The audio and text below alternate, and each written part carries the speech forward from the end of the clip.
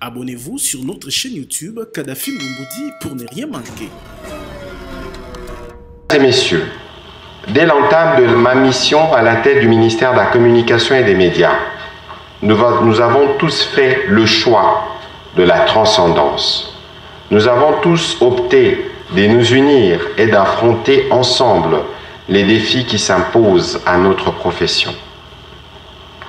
Au cours des États généraux de la communication et des médias, nous avons tous eu le courage de poser sans complaisance les diagnostics de ce qui mine notre profession et de comment nous l'adaptons à l'évolution rapide de la technologie et de la concurrence qui est faite aujourd'hui aux journalistes professionnels.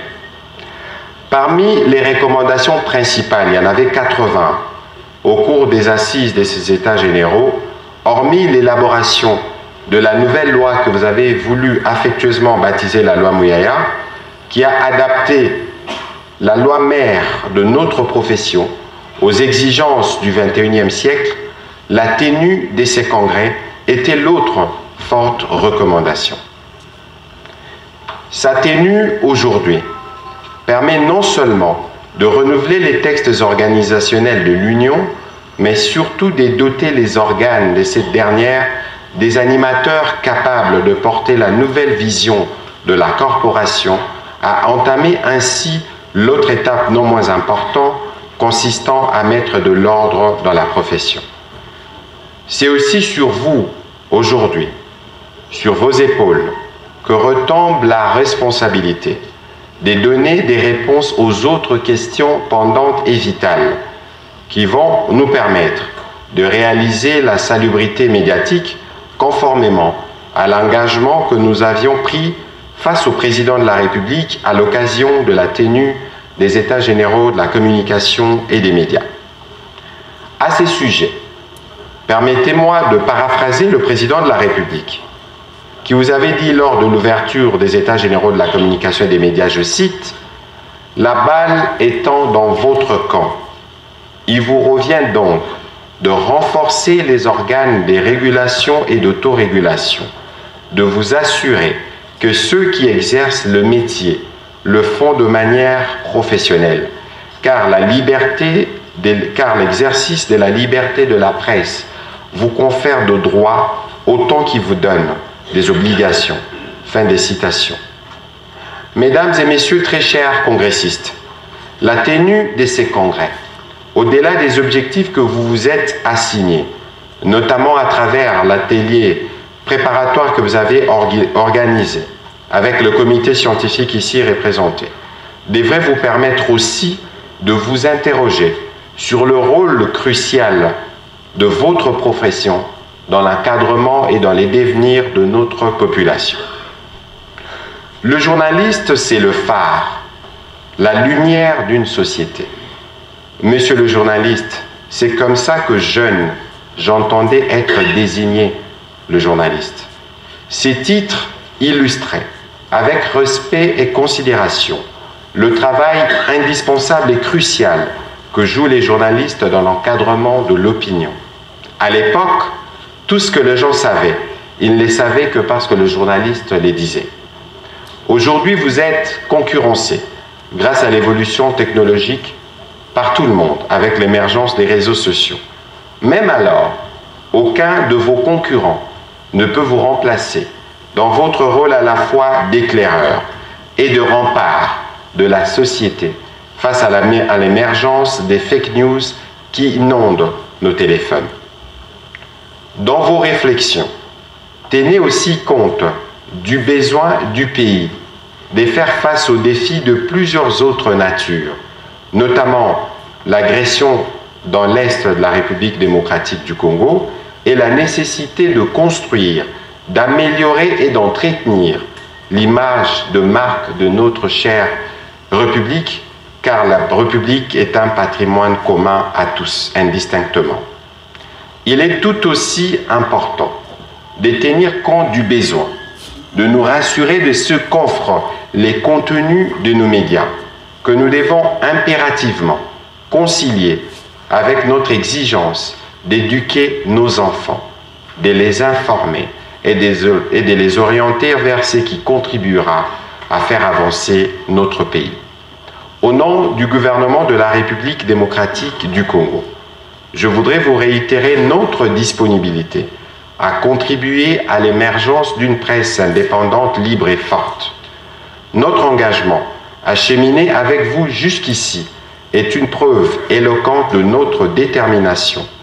Vous êtes le quatrième pouvoir, le poumon de notre démocratie. Il est essentiel pour vous de ne jamais l'oublier. Honorables députés et sénateurs, Excellences, Monsieur le ministre d'État, Excellences, Monsieur le ministre, Mesdames et Messieurs très chers congressistes, nous avons l'opportunité de continuer à écrire ensemble l'histoire. Nous avons eu le mérite d'être les premiers rédacteurs de la nouvelle loi. Dans son article 3.11, nous avons défini ce que nous entendons par journaliste professionnel, comme toute personne diplômée d'une école de journalisme reconnue par l'État congolais et dont l'activité principale, régulière et rétribuée, consiste à la collecte, au traitement et à la diffusion de l'information. Toute personne titulaire d'un diplôme de licence ou équivalent, suivi d'une pratique professionnelle de 3 ans dans la collecte, les traitements et la diffusion de l'information au sein d'une rédaction d'une entreprise de presse reconnue par l'État. Au passage, les conditions d'accès au métier et à l'octroi de la carte professionnelle sont également reprises dans les articles allant de 8 à 13 de la loi précitée pour filtrer en amont ce que nous appelons dans notre jargon des moutons noirs, remettre de l'ordre dans la profession des journalistes et garantir l'obtention de la carte de presse aux seuls professionnels des médias. Et pour corser davantage ces conditions, l'article 121 stipule, je cite, « Quiconque s'est attribué indûment la qualité de professionnel des médias dans l'une ou l'autre catégorie des métiers repris à l'article 3 de la présente ordonnance-loi ou qui a publiquement porté un insigne ou emblème destiné à faire croire à la jouissance de cette qualité et ou à l'exercice de cette profession, ou qui en a indûment tiré bénéfice, est puni conformément aux dispositions du Code pénal congolais. » Fin de citation. Nous y avons intégré dans la nouvelle loi la presse en ligne, les médias communautaires et associatifs, pour ne laisser personne en marge de la législation. Nous avons reconnu l'obligation pour l'État d'accorder les subventions et autres facilités aux médias. Nous y avons coulé de manière claire les exigences pour la création et la gestion d'une entreprise de presse. Et le plus important, c'est que nous avons fait la moitié du chemin pour parvenir à la dépénalisation, en rendant obligatoire les droits de réponse en faveur de toute personne lésée au titre des réparations avant toute saisine de la justice. Au terme de ce congrès, nous pourrons tous nous engager à la vulgarisation de la loi pour que personne n'en ignore les contenus. Vous pouvez donc voir que l'État a fait présentement et par les passés dans l'organisation et les fonctionnements de l'Union afin d'en tirer les leçons, de les corriger définitivement aujourd'hui. Cela garantirait des lendemains meilleurs pour ces corps de métier appelés à retrouver ces lettres de noblesse en jouant véritablement son rôle de quatrième pouvoir au sein de notre société. Au sujet précisément des élections attendues à la fin de vos travaux, j'aimerais d'abord vous dire que c'est l'union qui doit gagner. Et il y a lieu d'aborder cet exercice dans la sérénité et la transcendance qui vous ont caractérisé depuis les travaux préparatoires jusqu'à ces jours. Les textes sont peut-être bien plus importants que les choix des individus qui à un moment ou à un autre passeront, mais les textes resteront pour nous assurer que nous avons écrit notre partition dans les changements de l'écosystème médiatique congolais. Vous êtes, je le disais plus haut, le poumon de la démocratie.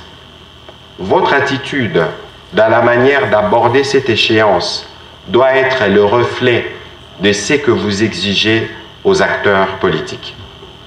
Personne ne sera perdant au bout de cet exercice, car chacun d'entre vous a sa place et son rôle dans cette profession, mais aussi dans la refondation et dans l'exercice de notre métier. Honorables députés et sénateurs, Excellences, Messieurs les ministres et membres du gouvernement, très chers congressistes, de ces congrès que vous avez bien voulu baptiser Congrès de la Renaissance, nous devons faire renaître la profession dans son âme. Vous devez, à travers ces organes, notamment la commission de la carte, redonner le poids qu'il faut à cette carte professionnelle. Et à travers la commission des disciplines, être vous-même les juges de vos dérapages.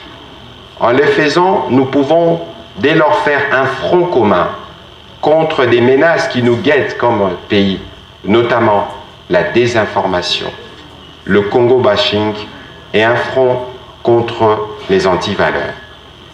À travers vos médias, nous nous serons réappropriés notre histoire et vous reprendrez de ces faits votre rôle d'historien du présent. Il est donc temps pour vous de jouer votre rôle des lumières et des claireurs de notre société. Je ne saurais clôturer ces propos sans réitérer et renouveler nos sincères remerciements au président de la République, chef de l'État, son Excellence Félix Antoine Tshisekedi Tshilombo, pour sa disponibilité et son accompagnement toujours déterminé à chacune de nos initiatives. En s'élevant aux côtés de la presse, il démontre chaque jour par ses actes que la démocratie respire très bien au cœur de l'Afrique et que c'est un exemple qui doit être suivi dans tous les continents. C'est aussi dans cet esprit que la première ministre chef du gouvernement continue de nous encadrer.